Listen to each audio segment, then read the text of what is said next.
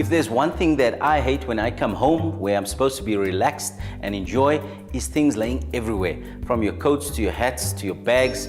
But I've got an easy solution to show you how to take care of that by making a coat rack. What you'll need for this project is timber, a tape measure and pencil, hooks and screws, a painter's tray, stain, chalk paint, a jigsaw, a drill, and a sander. To start off, we'll do a quick layout, and you can see I've got my backing board over here, and I've got a piece of reclaimed timber. This is amazing. Look how nice and chunky this piece of wood is, and it's such a waste to get rid of it. So I'm using it as my top shelf. Now I'm just placing it along the edge here. Now you'll notice on this edge we mismatched in terms of length, so I'll have to trim that off. But then what we're going to do is place a thinner piece of timber here along with a thicker piece of timber, and what I'm going to do is router the edges just to give it a smooth look and cut this to a ornate style. I'm going to do the same on the other end, place like that, and then I'm placing my hooks over here in the middle. So let's get started. To cut the reclaimed wood to size, make use of a miter saw. It allows the wood to be cut at a perfectly straight angle without the risk of the wood moving.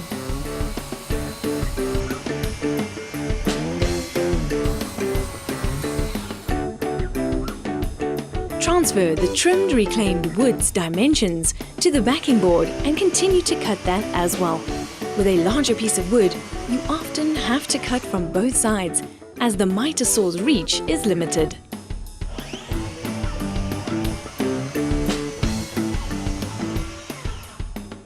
Now that the ledge and backing board are cut to the perfect size, we can focus our attention on building our coat hanger from the bottom up. So if we look over here, I'm going to be placing this piece of timber on the back of our backing board like that. What we're going to do is use the router just to round over the edges, just to ensure that it's soft to touch and looks very professional. For this piece of timber, which will be placed on top of the other one, I'm going to trace out an ornate design which will give it a beautiful country feel.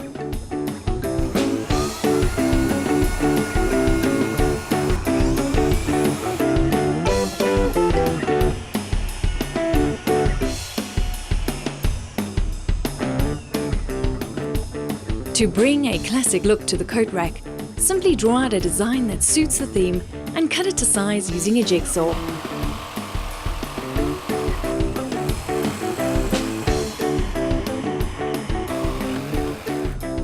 Once done, simply transfer the design onto the second piece of wood by tracing it and continue to cut it.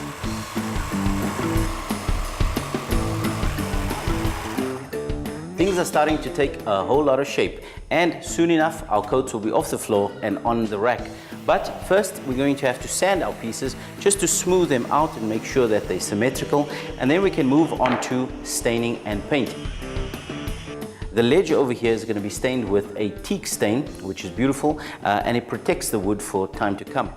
The backing board as well as our upright supports will be painted with an aged white chalk paint, which will just add that classic look.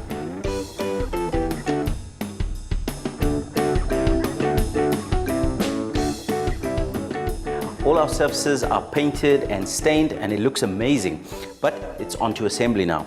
So I'm going to take one of our upright supports, find the center, so this is 5.2. What I'm going to do is draw a center line, and then I'm going to mark off and drill pilot holes in order to secure our upright supports. 2 screws should be enough. Once I've done that, I can use glue and screws and secure it together.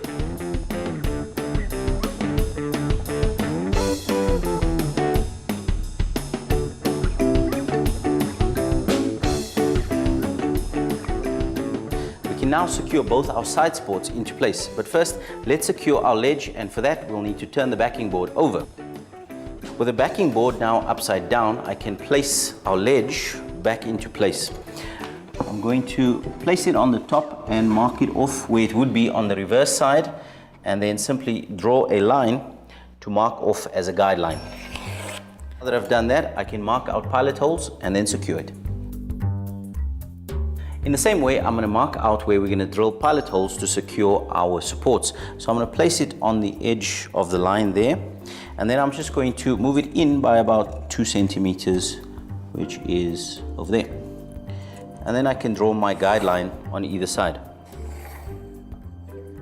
And then we can mark off and secure our pilot holes.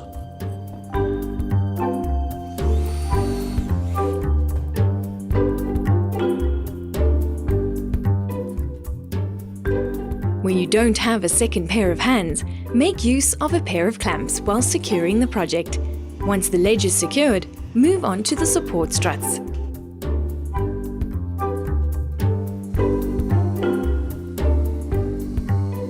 Everything's now secure. All that's left to do is secure the hooks and find a place to put it.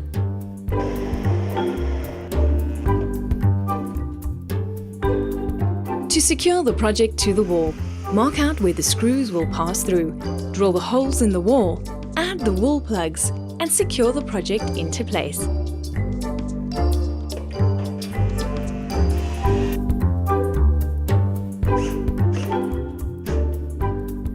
Problem solved. Finally, I have a place to lay my hat. So why don't you be creative and create something functional like this in your home?